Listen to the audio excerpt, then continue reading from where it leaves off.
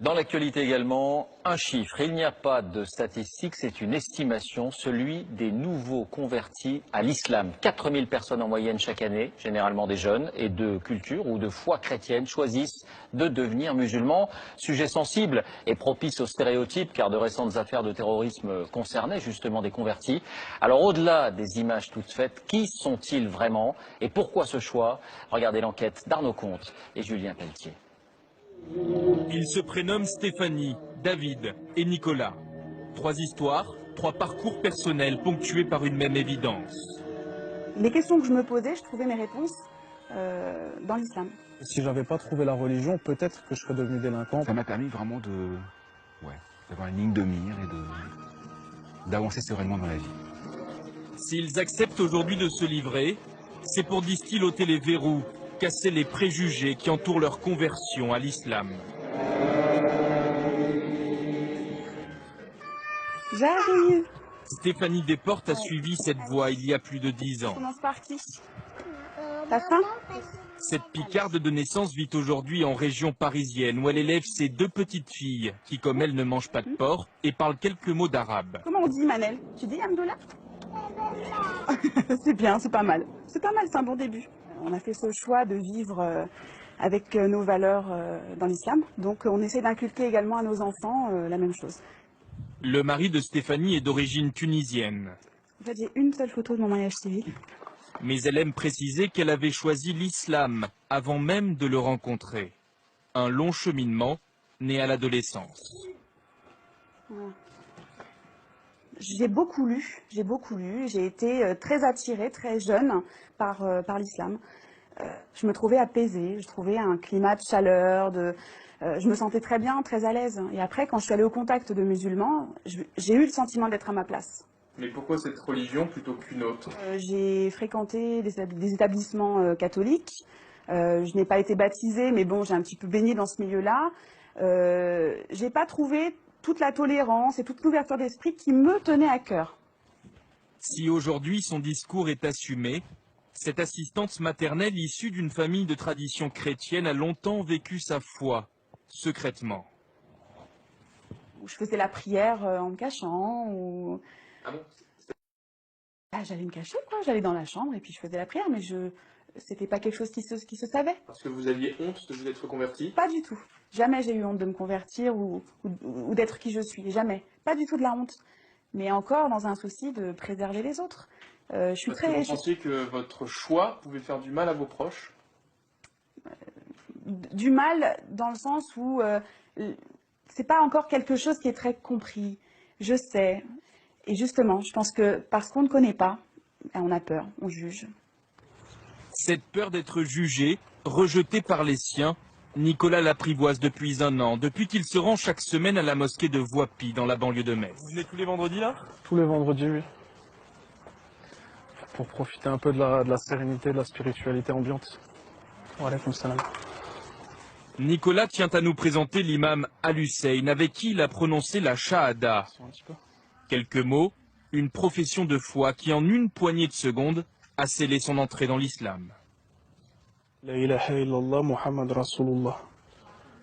Donc il n'y a de Dieu que Dieu et Mohammed est son messager. Au moment où je l'ai prononcé et que j'ai fini ma récitation, c'était une sorte de libération. C'est-à-dire que j'avais plus de poids et j'étais redevenu léger. Quand il ne prie pas, ce fils de militaire étudie l'histoire, le Coran et l'arabe. Depuis sa conversion, il a repris des études, lui qui à l'adolescence préférait les petits larcins au banc d'école. J'avais besoin de ne plus faire ces choses-là. En même temps, voler c'est tellement facile, se faire de l'argent c'était tellement facile. J'avais besoin de quelque chose pour me casser de ça parce que je savais que c'était mal. Et ce cas-là, j'ai trouvé dans l'islam et nulle part ailleurs. Ça aurait pu être autre chose, mais je ne l'ai pas trouvé. On pourrait penser, à vous entendre, que l'islam est finalement une lubie comme une autre. C'est-à-dire? Vous entendez quoi par là? Une mode. Une mode? Je pense que la mode, c'est plus pour ceux qui commencent à s'intéresser à l'islam parce qu'ils ont des potes maghrébins ou une fille qui les intéresse. Moi, c'est pas du tout une mode, c'est juste que... Voilà, il y a tellement de désinformation sur l'islam qu'à un moment, moi qui suis une personne autodidacte et qui ai toujours aimé apprendre, Et à un moment, je me suis renseigné aussi, je me suis dit, il raconte pas mal de choses. Moi, ce que je vois au quotidien avec les gens de mon quartier, mon entourage, c'est pas ça. Comment vous expliquez que des gens comme vous, convertis, puissent faire peur à la société? Je sais pas, j'ai les yeux bleus, j'ai un joli sourire, je comprends pas.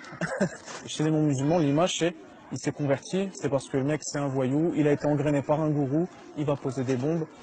Concrètement, j'en connais pas des gens comme ça. Selon l'imam de Voipy, 60 à 70% des convertis dans sa mosquée sont des jeunes adultes en manque de repères. Un profil qui a longtemps collé à la peau de David Boussion, aujourd'hui âgé de 40 ans. Aide-soignant, celui qui se fait appeler Daoud, son prénom musulman, vit en Bretagne. Alors dites-moi, elle est où la mosquée là? Alors la mosquée, s'il n'y en a pas, tout simplement, puisqu'on se trouve à côté de Lannion. La plus proche se trouverait à Saint-Brieuc, c'est-à-dire à quoi, à peu près 1h30, 2h d'ici. Coucou les bébés!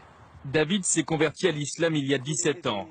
Après un voyage en Inde Ça va mon cœur? Bisous. Salam alaikum. et une longue maladie pour laquelle les médecins le disaient condamné. Appliqué, aucune prière, 50, 60... il se tourne vers la Mecque, Allahu Akbar. 5 fois par jour.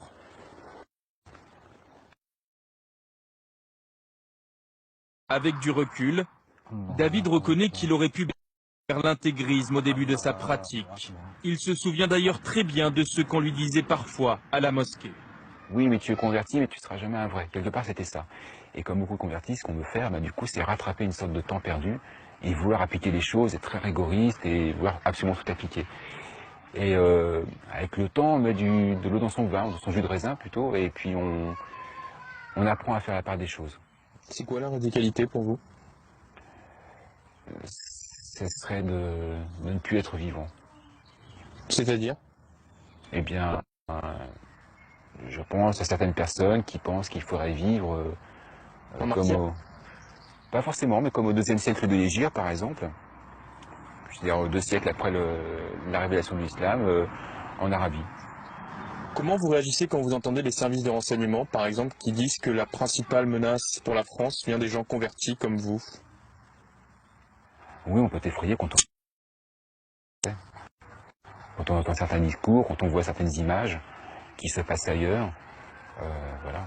Ou pris dans un autre contexte, avec d'autres commentaires qui font que ça change absolument toute la nature des choses. Au ministère de l'Intérieur, 4000 personnes se convertissent chaque année à l'islam en France, contre 2900 pour le catholicisme et 300 pour le judaïsme.